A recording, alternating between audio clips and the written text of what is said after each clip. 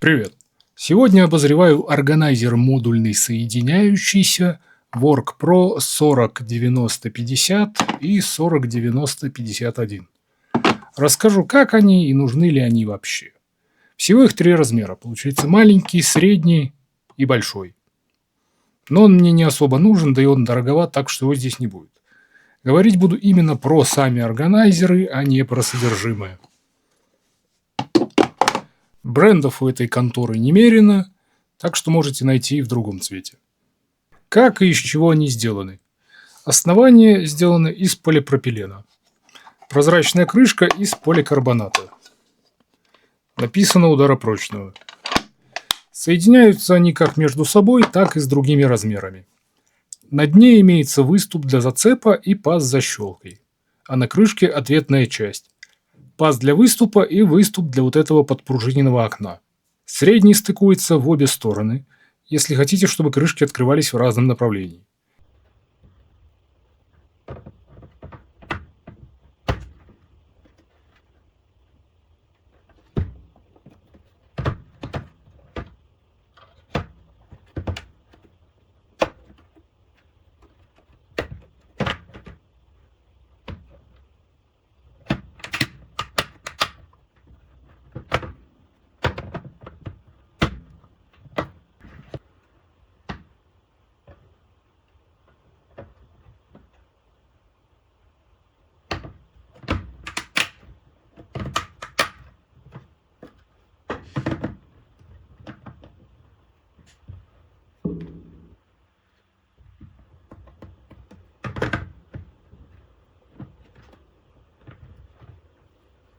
С ними идут перегородки из полипропилена.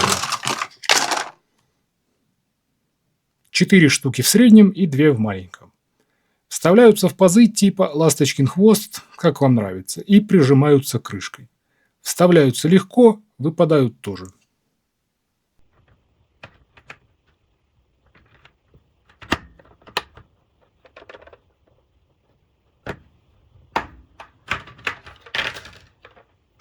Крупный крепеж не пересыпается, а вот мелкий может, и то только при сильной тряске одна штука.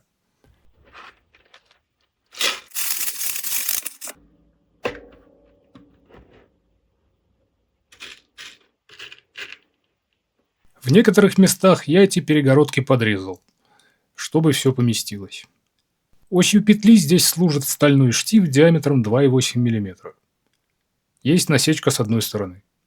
В одних он сидит очень плотно, а в других от малейшей тряски сам выскакивает в сторону.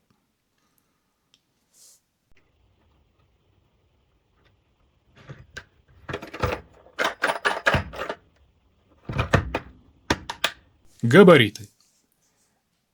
Мелкий внутри 8 на 16 см. Средний 21 на 16.